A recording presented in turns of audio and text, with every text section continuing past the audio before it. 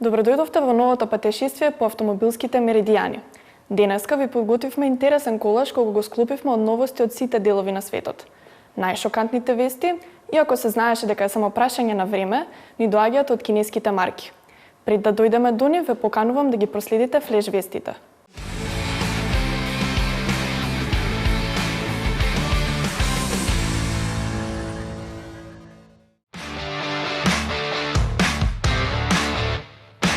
Дебитираше само како електричен, но тоа се покажа грешка. Купувачите, посебно во Италија, не го ценеа толку како претходникот кој опстана цели 17 години на пазарот. Затоа Fiat одлучи да го понуди новиот 500 и во бензинска верзија. Главна, но не единствена причина за слабата популарност на електричниот модел е цената. Додека од старата генерација се продаваа и по 200.000 примероци годишно, новата не стигна ни до третина од тоа. Последиците сега треба да ги ублажи 3-цилиндричниот 1-литарски бензинец, чии 65 конски сили се доволни само за забрзување до 100 за 16,2 секунди и максимални 155 км на час. Менувачот е 6-степен, а ознаката хибрид е чисто маркетиншка, бидејќи опремен со 12-волтен систем со стартер генератор. Цената во Италија за иницијалната едиција стартува од 20.900 евра, а во иднина се очекуваат и поевтини верзии. Се произведува во фабриката Mirafiori заедно со електричниот модел.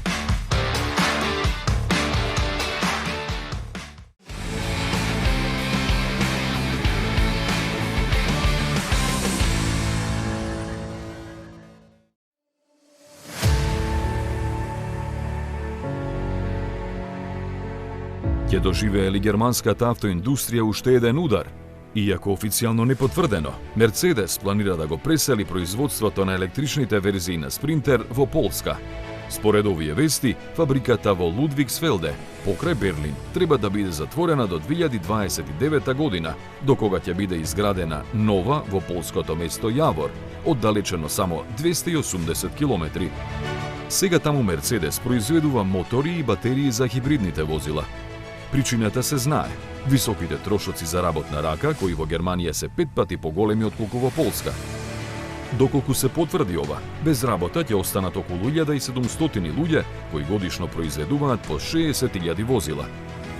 Покрај во фабриката во Лудвигсфелде, која е специјализирана за верзиите со шасија и кабина, Мерцедес го произведува Спринтер и во Дизелдорф.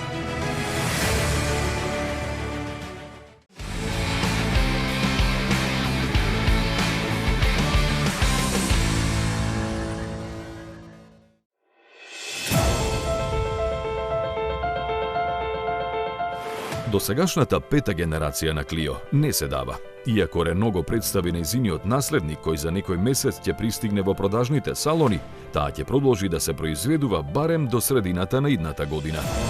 Ваквата ситуација е предизвикана не само од пазарниот интерес за моделот кој се уште е голем, туку и од индустријски причини.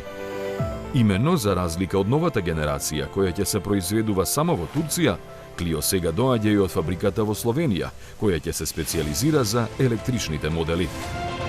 Но до тогаш да не останат без работа 1300 луѓе, овој модел лансиран во 2019-та и освежен пред 2 години, кој е најпродаван француски автомобил во Европа, ќе продолжи кариерата. Плановите на Рено за иднина се во фабриката во Ново место да се произведуваат повеќе возила, покрај Твинго и верзијата на Нисан изведена од него, уште и замената за Dacia Spring. Со полн капацитет треба да продолжи да работи во 2027 година.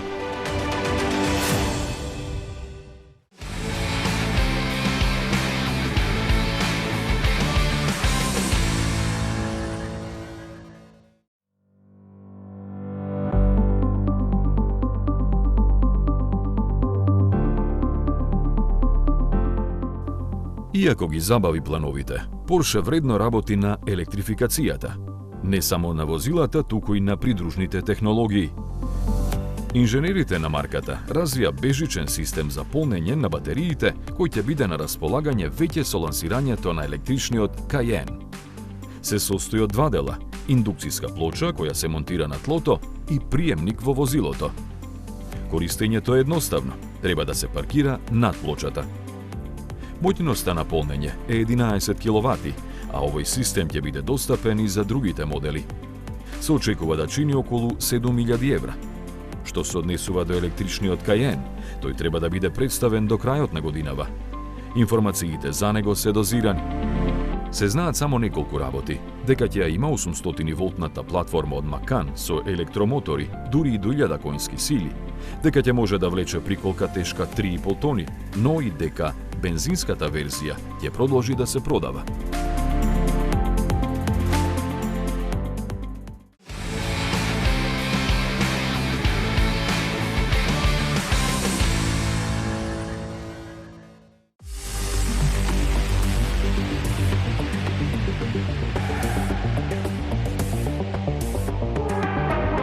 Направен за европјаните, Kia Ceed ја исполни својата улога да го подигне реномето на марката на стариот континент и после 3 генерации заслужено отиде во пензија.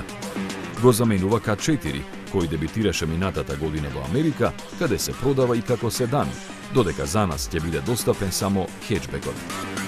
Осетно поголем од Ceed, Kia го опишува K4 како модел поставен на границата меѓу C и D сегментот. Тоа му обезбедува пространа внатрешност, традиционално за моделите на марката, добро пополнета. Прецизното око ќе забележи отстапување од стилот на кој сме навикнати, што е условено со потеклото на возилот. Место во фабриката во Жилина, која се посветува на електричните возила, се произведува во Мексико. Моторизацијата е богата и стартува од 3-цилиндричниот еднолитерски агрегат со 115 конски сили, достапен и како благ хибрид. На почеток ќе бидат понудени и 1,6 литарските турбоверзии со 150 или 180 коњи, а за блиска иднина е најавен и вистински хибрид. Дизели повеќе нема. Продажбата ќе започне пред крајот на годината, а цените се уште не се објавени.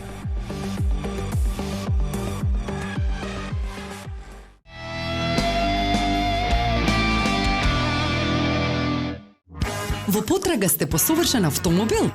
Со Chery добивате повеќе. Закажи тест возење на chery.mk.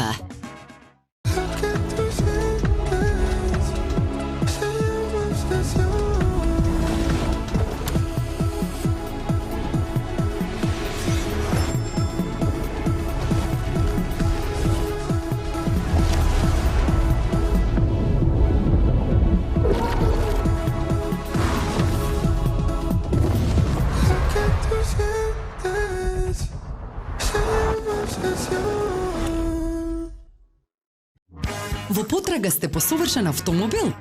Со Chery добивате повеќе. Закажи тест возење на chery.mk. Oh, it's a head turner. All eyes on it when it passes the corner.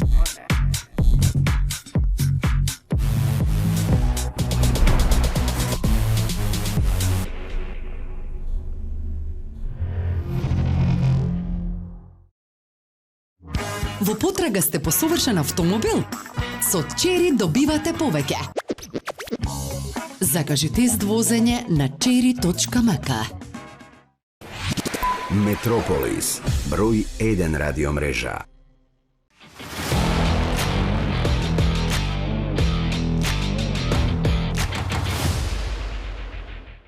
И тоа се случи. Најбрзиот автомобил на планетата е Yangwang U9 Extreme, чии електрични 3019 конски сили го доведоа до 496,22 км на час. Тоа како да не е доволно за BYD, во чија собственост е Yangwang, па кинеската марка го лансираше 11-тиот модел за Европа.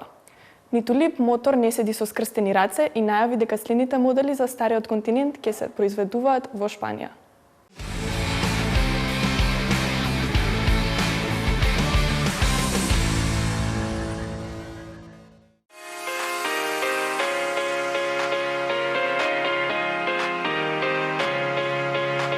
Светот има нов брзински рекордер. Јанг Ванг У9 им зема мерка на Бугати, Koenigsegg и другите, постигнувајќи на патеката Папенбург во Германија 496,22 км на час. За оваа брзина е заслужна монструозната технологија на кинескиот тркач. Неговите 4 електромотори развиваат неверојатни 3019 конски сили, за чие кротење шасијата е посебно подесена. Електрониката ја контролира испораката на сила 100 пати во секунда, а за стабилноста се грижи и напредната аеродинамика. Исклучителното хидраулично ослонување поединечно ги подесува параметрите на секое тркало, овозможувајќи безпрекорно работење при нагли забрзување и возење со свиоци. И пневматиците се посебни, а за намалување на тежината делови од каросеријата се направени од јаглеродни влакна.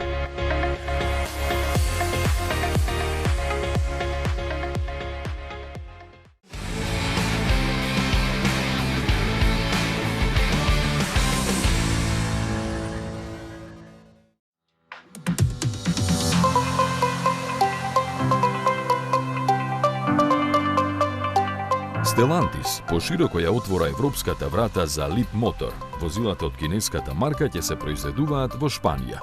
Прв ќе биде компактниот кросовер B10, планиран за третиот квартал идната година, а ќе следуваат и другите модели од B-серијата, кои се посебно проектирани за странските пазари. Партнерството на Stellantis со Leapmotor започна во 2023 година со откупување на 20% од акциите на кинеската компанија и договор за основање на заедничка фирма која ќе биде задолжена за настап на марката надвор од домашниот пазар. На почетокот на продажбата во Европа, малиот T03 се монтираше во Полска, но тоа набрагу беше прекинато. Од тогаш Stellantis бара нова локација за производство, при што често се споменуваше Риселсхајм, за на крајот одлуката да падне за Шпанија, веројатно во фабриката во Сарагоса. Таа е една од најголемите во Европа и од нејзините погони лани излегоа околу 370.000 автомобили. Голема предност е што таму, заедно со Катл, ќе се произведуваат литиум-железо-фосфатни батерии, за што ќе бидат вложени повеќе од 4 милиарди евра.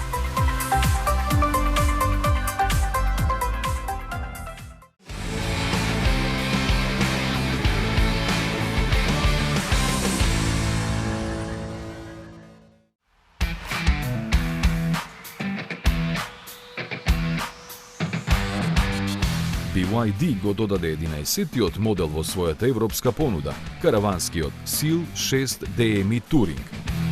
Неговиот плагин хибриден погон го прави оптимален избор за луѓето кои секојдневно патуваат, овозможувајќи негово користење низ град на струја, а на долги релации без паузи за полнење на батериите. Со тоа вкупната негова автономија изнесува 1350 км, од кои 100 без емисии. Се нудат две погонски групи, чија основа е 1,5 литерски бензински мотор со 184 или 212 конски сили и две големини на батериите. Има должина од 4,84 метри, а во багажникот собира 500 литри, односно 3 пати повеќе со преклопени задни седишта. Внатрешноста е во модерен минималистички стил, а опременоста се разбира на ниво. Првите испораки ќе бидат при крајот на годинава по цени кои ќе стартуваат од околу 38.000 евра. Има гаранција од 6 години, а за батериите и електричниот погон 8. Истовремено од компанијата најавија дека до 2028-та целосно ќе ја локализира својата европска понуда. Фабриката во Унгарија набрзо ќе почне да работи, а изградбата на онаа во Турција ќе стартува идната година. Во моментов продажната мрежа драстично брзо се шири и веќе стигна до Словенија, Хрватска и Србија. План е да се располага со повеќе од 3000 дилерства во 32 европски земји. Стратегијата за настап е освен на електричните, фокусот да се стави и на хибридните плагин модели, како што е Seal 6 DMI, кој е достапен и во седан изедба. Во наредните 6 месеци се очекуваат уште 3 до 4 вакви возила за кои се смета дека ќе надминат продажбата на електричните. BYD лани глобално продаде 4,2 милиони автомобили, од кои во Европа само 50.000. Традиционалните производители на автомобили поминуваат низ тешка фаза, но далеку од тоа дека го кренале белото знаме. BMW продолжува со својата политика за рамномерна застапеност на сите погони и со гордост влезе во историјата. Моделот X5 е единствениот на светот што се произведува со дури 5 верзии на погон. Yeti беше првиот кросовер на Шкода. Од неговото лансирање во 2009 година од Млада Болеслав, монтажните ленти ги напуштија 4 милиони кросовери.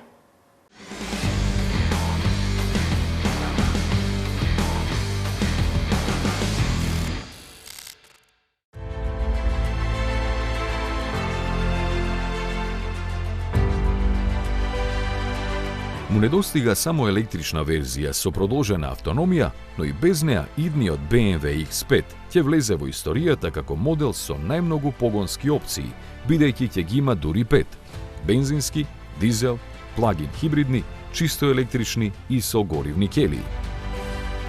Некои се сомневаат дека водородната изведба нема да го дочека сериското производство, но баварците потврдија дека 2028 е термин кога треба да ја очекуваме. Останатите ќе се појават 2 години пред тоа. BMW долго време експериментира со возила на водород за вистинскиот исчекор да го направи во соработка со Toyota. Заради познатите проблеми со инфраструктурата за полнење, оваа верзија на X5 нема да биде достапна на сите пазари, но затоа другите ќе бидат. Електричната ќе ја користи погонската механика од свежо представениот iX3, иако платформата ќе му се заснова на сегашната. Моторите со внатрешно согорување пак ќе бидат прилагодени на Euro 7 нормите и како такви ќе служат уште долго. Техничките спецификации се уште се тајна.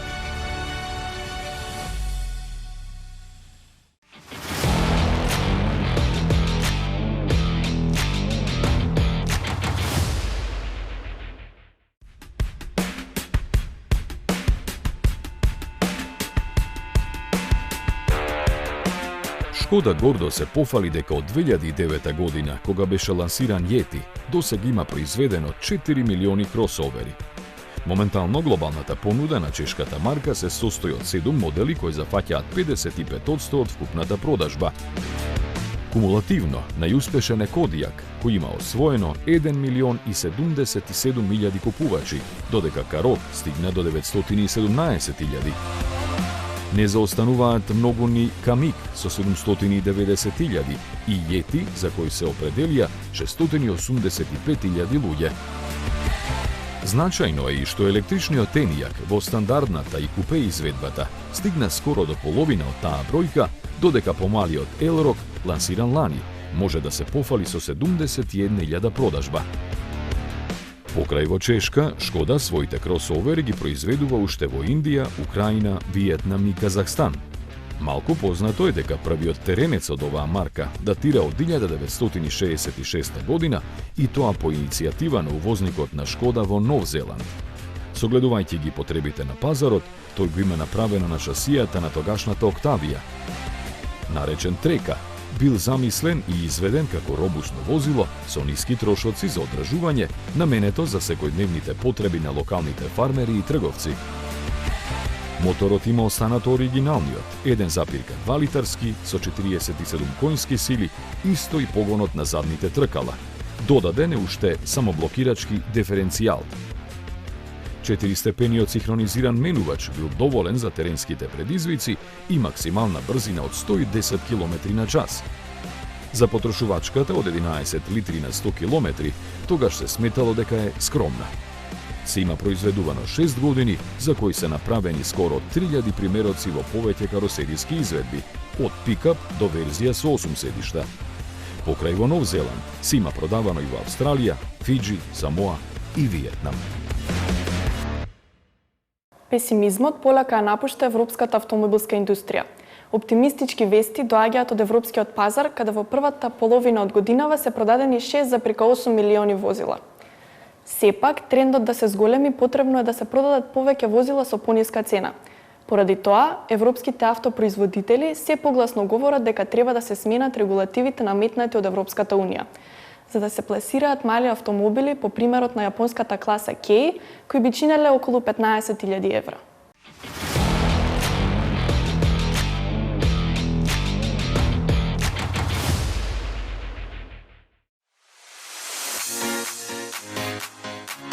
Почетокот на есента е добар период да се направи пресек кој како продавал во првата половина од годината, што го сторија експертите на Jeto Dynamics и Европската асоциација на производители на возила ACEA.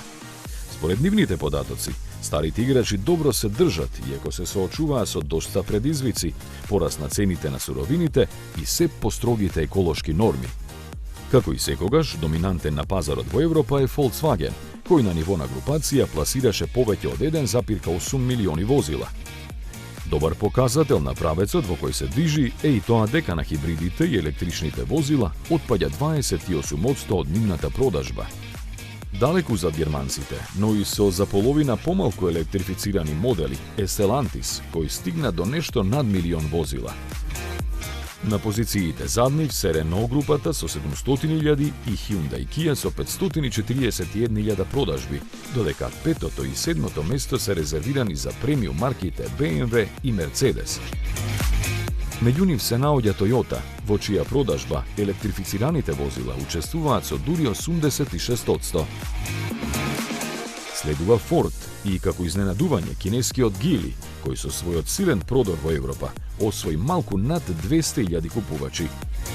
Топ 10 листата на европскиот пазар, на кој во првата половина годинава се продадени 6,8 милиони возила, ја заокружува Nissan.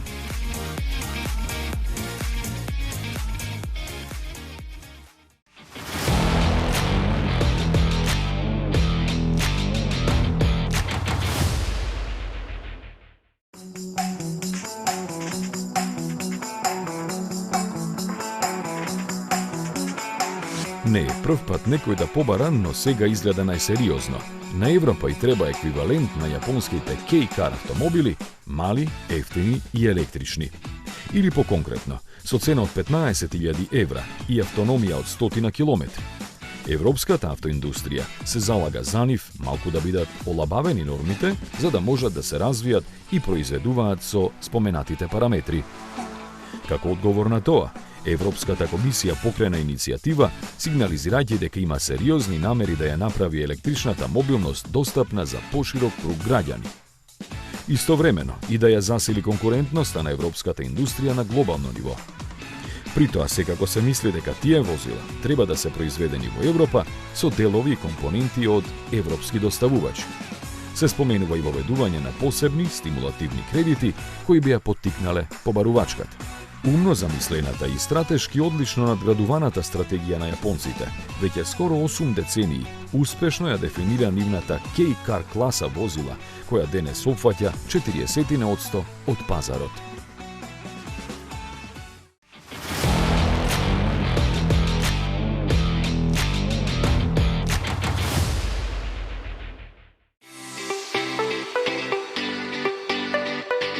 Се појави возило кое е многу тешко да се смести во било која категорија. Има облик на мал автомобил, но е со 3 тркала и низ виоците се навалува како мотоцикл. Ако пак мора да го класифицираме, тогаш ќе кажеме дека е електрично, иако технички е хибрид, за да се движи мора да се вртат педали како кај велосипед. Ама може да потегне до 120 км на час и да вози на автопат. Ваква невозможна комбинација креира ентузијастите од француската компанија Sigsy со намера да му покажат на светот дека мобилноста може да биде и поинаква. Иако ексцентрично, возилото наречено Вигос всушност е многу практично, освен што троши ептен малку струја, ја одржува и кондицијата на возачот и неговото здравје. Во бумбарестата кабина има место за 2 лица, а возењето се контролира со рачки сместени од обете страни на седиштето. Техничките податоци велат дека има батерии со капацитет за 160 км, а моќноста на моторот не е позната. Останува отворено прашањето дали ќе заживее оваа свежа идеја на која компанијата работи веќе 10 години. Јапонските марки уживаат во висок углед за нивната издржливост и доверливост. Повеќето имаат брз ритам на промена на модели и нивно освежување. Во следниот блок следат 3 интересни остварувања што ни доаѓаат од земјата низ Гресонцето.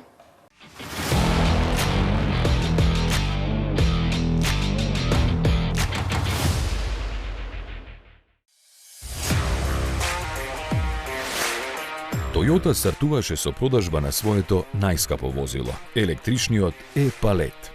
Може да биде минибус за 17 луѓе, комби за превоз на стока, канцеларија на тркала или што и да треба.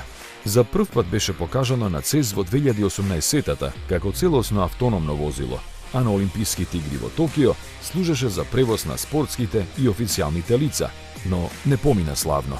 Едно од возилата утри и повреди атлетичар кој поминуваше на пешачки премин, пошто контролата во возењето ја презема оператори. Проектот сепак не беше прекинат и сега ова интересно возило повторно е актуелно. Визуелно задржа многу од оригиналниот концепт со кутиеста и симетрична кабина, мали тркала и големи стаклени површини. Пријателското лице е дефинирано со тркалезни светла, прилагодлива дигитална сигнализација и секако амблемот на марката. Најголемата измена е внатре, каде централно се поставени седиште за возачот и инструмент табла. Предност му е и што интериерот може лесно и брзо да се прилагоди, трансформирајќи го од, например, шатал за патници наутро, возило да достава преку ден, или пак подвижен киоск за продажба на храна навечер. Автономните способности за сега му се ограничени, но Toyota веруваат дека најдоцна до 2028 година ќе може повторно самостојно да вози. Должината му изнесува 5 метри, широчината нешто над 2, а височината 2,65 метри. Тежи значителни 3 тони, а максималната брзина му е ограничена на 80 км на час. Електромоторот испорачува 204 конски сили, а батериите се доволни за поминување 250 км. Сето ова би звучало доста привлечно, да не е цената од дури 170.000 евра, од кој јапонската влада широкоградо покрива 90.000. Освен дека ќе произведува само по нарачка, од Toyota не објавија никакви бројки за планираната продукција.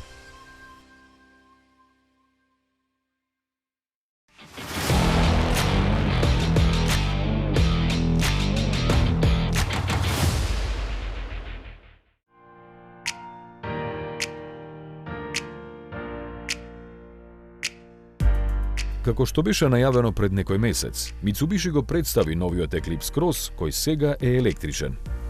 Ќе има за задача да ја поведе марката во нова насока и заедно со останатите модели позајмени од Renault, ќе се обиде да го врати некогашниот сјај на трите дијаманти. Иако во основа е ребрендиран Scenic E-Tech, дизајнот му има сопствен потпис, представуван преку Dynamic Shield стайлингот на предниот дел. За разлика од надворешноста, погледот на интериерот покажува дека е идентичен на францускиот Донатор, простран, сестран и со најсовремени технологии ги задоволува потребите на денешните семејства. Електричната платформа е истата како и кај Megane, Nissan Leaf, Ariya и Alpine A390, проверена, докажана и прифатена од купувачите. За почеток ќе се нуди со 218 конски сили и батерија од 87 киловат-часа, кои обезбедуваат автономија од околу 600 км. Нешто подоцна и ќе се појави и поевтина верзија со послаб мотор со помали батерии. Адут ќе му биде и 8-годишната гаранција. Официјално цената не е позната, ниту пак точниот датум на пазарно лансирање, што веројатно ќе биде на почетокот на идната година.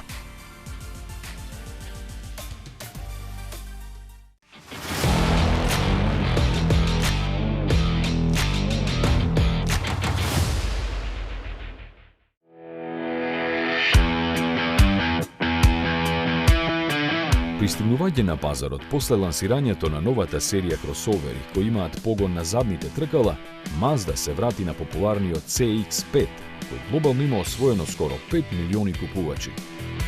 Сега има нешто поголеми димензии. И должината, и меѓуоскиното растојание пораснаа за 11,5 см, со што е намален јазот до CX-60, кој сепак настапува како по-премиум модел. Благодетите на поголемиот внатрешен простор се подобрени со дополнително зголемената практичност, изразена со поголемиот агол на отворање на вратите и понискиот праг на багажниот простор. Дека и опремата е полуксузна, се забележува уште на прв поглед преку 15,6 инчниот екран на мултимедискиот систем, но и стврлувањето на физичките контроли на климатизацијата сигурно ќе најде на критики. За погон ќе биде задолжен само еден агрегат, 2,5-литарскиот Skyactiv G Hybrid, со наизглед скромни 141 конска сила, кој се користи и кај Mazda 3 и CX-30. Преку шестстепена автоматика ќе ги задвижува предните или сите 4 тркала. На пазарот во Европа се очекува при крајот на годинава, а цената во Германија е поставена на 34.500 евра.